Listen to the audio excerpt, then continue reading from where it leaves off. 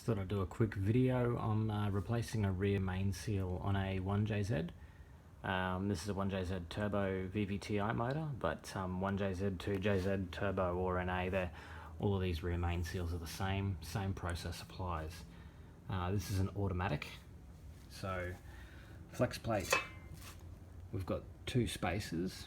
Now the thick spacer, that sits between the crank and the flex plate or the drive plate, and then you've got this one which has a slight concave or convex, whichever way you're looking at it, and that sits facing outwards of the flex plate, and the flywheel bolts run directly on the, I'm trying to point with my other finger, run directly on the surface there. Okay, so there's a few opinions out there whether or not to replace the bolts or not. Look, if you can, do it. Manual or custom flywheels, twin plate clutches, etc. Definitely I'd be replacing the bolts. As this is an automatic, I'll be reusing the bolts, which I believe is the done practice, but also because I couldn't get any today. Now the rear main seal, Toyota genuine or not, I'm not sure if you can focus on that. It is an NOK seal, and the number, you can sort of see it upside down. Look, I'll just get the new one. Now I bought a genuine one.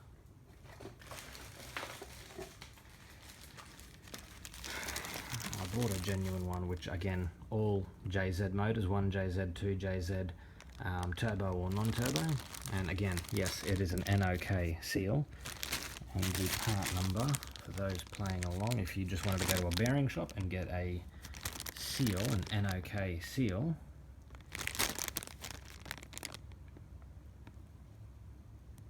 is BH4519I or L. So if you just took that part number to them, it's an oil seal.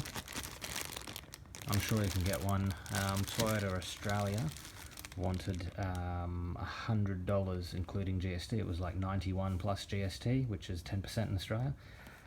So I ended up getting this one off eBay, off another Australian company that sell lots of JZ parts, in the Toyota genuine bag, and it was about $30. You'd pay between $20 and $30 for a seal of this size from a bearing shop anyway. So I thought that was alright, and yeah, grabbed it to see what the seal was about. So there you go, it's just an NOK seal. Look, I'm going to go ahead and replace this rear main. It's just a bit of insurance. It may have been leaking. This motor I haven't actually had running. It was out of a half cut that I'm doing a conversion in, so just as a security measure, you know, you'd be mental not to replace a handful of gaskets and seals that you can easily get to around here now while the engine's out, because it's a lot harder when everything's in the car. Alright, stay tuned. So I'm changing the rear main seal on this 1JZ motor. I thought I'd do a little trick that I found on YouTube. The little trick, basically, rather than trying to pick at the sides with a seal tool or the screwdriver, and you know, there's a couple of different ways to do it. This way, I haven't used it before, but I thought, you know, what the hell, I'll give it a go. So basically you get a small drill bit, you drill a hole in the seal. Now this is nothing new. Sometimes people put a like a piece of thin wire, thin gauge wire, like thinner than coat hanger wire, try and feed it through and then try and pop the seal out that way. So this way, basically, you just grab a screw that's a little bit bigger than your drill bit, blunting off the end of the screw so it's not actually a sharp point, and then just turn it in with a screwdriver by hand. You can see as soon as it bottoms out on the back of the housing. Now it's not doing any damage, because that's not the side of the housing that you want, that you're worried about. You're worried about the sides of the housing, because that's where oil will pass through. And you can see as you're turning it, the seal's just popping out. How easy is that? Literally took all of about 20 seconds to do. And there we go. Pop. Main seal. How easy was that? You can see that's blunt there, that's not doing any damage.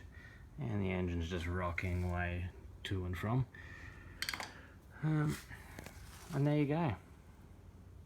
Rear main seal out. Under 2 minutes. Alright, we've come to the fun part.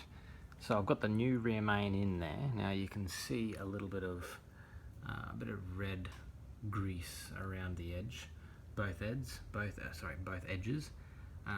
So yeah, on the outside and on the inside. Now all that is a bit of rubber grease. Most seal kits, like your timing belt, front main seal kit and all that sort of thing, has a little sachet of some rubber grease. It can be different colours.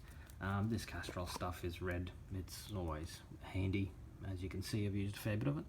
It's always good just to keep a little bit of that, some bearing grease, lithium grease, things like that in your garage. So this is what rubber grease is for. So what you want to do is just sit it in. Now it's just sort of sat on the edge there. And that was a little hammer falling off my lap.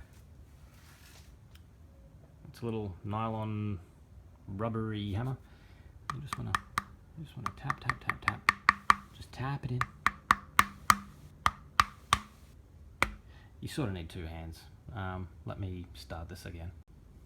Okay, once you've started it, you can see it's about halfway in. Once you've started it, you want to use something like a block of timber and put it across a broad surface so you're not hammering on any one point of the seal. Okay, that's bad. Making a nice even distribution of the force will make sure that your seal doesn't kick over or bend or buckle, and that's what you want. So I'm going to need both hands again, and I'll finish tapping it in. And there you have it, 1J seal or 2J seal, whatever you wanted to call it, installed. Just going to give it a quick wipe over, clean it up a little bit, and throw the drive plate or torque plate, flex plate, whatever you want to call it, back on, and marry the gearbox and the engine together so I can get it in my car. Something I forgot to mention when you're putting your flex plate or even flywheel for that matter in. Yes, use new bolts if you can use new bolts, particularly with your clutch. That's at your own risk, but at the very least, clean the Loctite off your old bolts. Okay, when that focuses. Just a quick wire wheel on your bench grinder. If you don't have a bench grinder, put them in a vise, steel wire brush, get rid of all of that. So you got fresh bolts, give them a quick clean up with some parts cleaner or some thinners or something like that. Throw a bit of Loctite on them. It's the only thing that's between your rotating parts of your engine and your feet usually, so a bit of insurance. And plus, I think with the 1Js it has like some oil that passes through the end of the crank as well, so that also seals it.